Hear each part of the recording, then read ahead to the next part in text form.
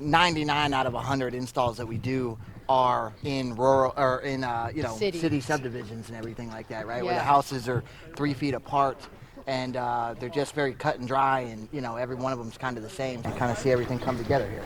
Well, Michael talked to other companies. He was so happy that y'all were willing to and think outside the box a little of. We had those conversations. And some people don't like, they have enough business of the cookie cutter. Right, exactly. And I get that, but finding the one person that's willing to do a little different, but actually fit the needs of what we need. You'll see that with a lot of the larger national type companies where they only want the easy ones, the low-hanging fruit. Right. Right, and if it's out here in a rural area and it's going to take some additional thinking, right? A little more brain power. Well, I was going to say, than normal, then they just kind of avoid it, yeah. You had to get an engineer involved. But we met out here with your electrician also. Right, well, that's what I mean, but there was multiple steps, but y'all had to put a plan in place. And they didn't show it to you when you were up there a minute ago, but that extra wire that we talked about putting in, it's there. And they taped it off, and we talked about where to tape it off. That way, if we do want an extra 10 panels up there, it's easy to put in. It's easy to put the 3 batteries in one goes. So we really appreciate it. Yeah, for a good installation, we'll be excited to get it inspected and get it to you guys. Yeah. I appreciate y'all. Clean, not extra holes.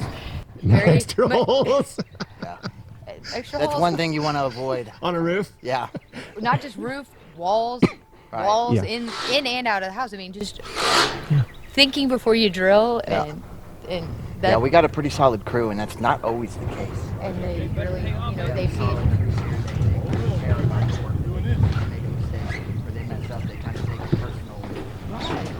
Well, and you can tell here, here they take the material from my house.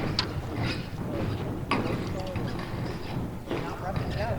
Have 35 panels, the additional railing over there. Right. If you want to add 10. Yeah. Everything inside is needed for when you guys are ready to add a couple batteries into the mix. Yeah. The goal is when we do batteries is to do 3. Mm-hmm. So we can get that 60 watt and not do that. Exactly.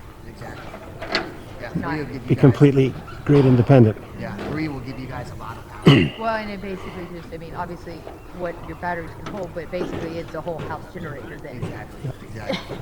Absolutely. And so that was the goal, like you say, to get every bit of logistics and wiring done so that you all just have to hang it. And that's exactly what's happened. It's a really cool installation. Well, it's the thing too, to me, if you're in rural areas, first of all, not that no knock against PEC. They have been a great electric company, but just more independence. It's grid independent. See, that's the thing. You don't have to be an off-grid system. This isn't going to be an off-grid system. You're connected, but you're going to be grid independent. And that's the thing that I like. And honestly, I've been hearing that from so many more people lately. When I started in this industry, I seldom heard anybody talk about wanting to be energy independent. Right. But now, with what's going on, for heaven's sakes, what was our news filled with last week?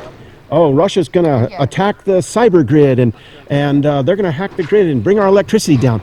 And then, at least I know in the back of my head that the families I've worked with are grid independent. Well, and originally,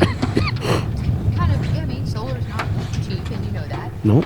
But when we first were doing our discussions, we really wanted solar and rainwater collection. Yeah. But, budget, so we picked rainwater because we're like, if the world goes to crap. We want water. You need water. Yeah.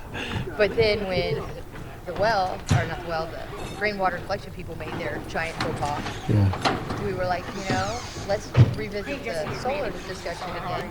And then we're able to tie into that well, and we're running electricity through the house. So this solar is going to power that well. Right. So I'm like, okay, that gives me energy and water independence. Right. And that's what you need if I can live without, or stop having lights or whatever, but I can at least have running water. And cook. I can cook. Yep. And your home is going to be so thermal anyhow because of all the foam you've put in it. Okay, so it's, a couple degrees higher or lower, but reality is you can still live in your home if you didn't have heating or cooling because of all the insulation. But having the electricity will mean you can still cook and do other things too. And pump your well, which is, like you said, to get your water. And then again, we've tried our whole mantra is putting our money in the things that you can't change the world. Right. I Yep. can change my kitchen cabinets. I can change. Right. Yeah. But, it's been a really fun project too, and I was glad that we were able to brainstorm it when I came out that first time. Well, and yeah, Michael was so ecstatic. He was able to talk to you, talk to Cliff, talk to engineers. Yeah.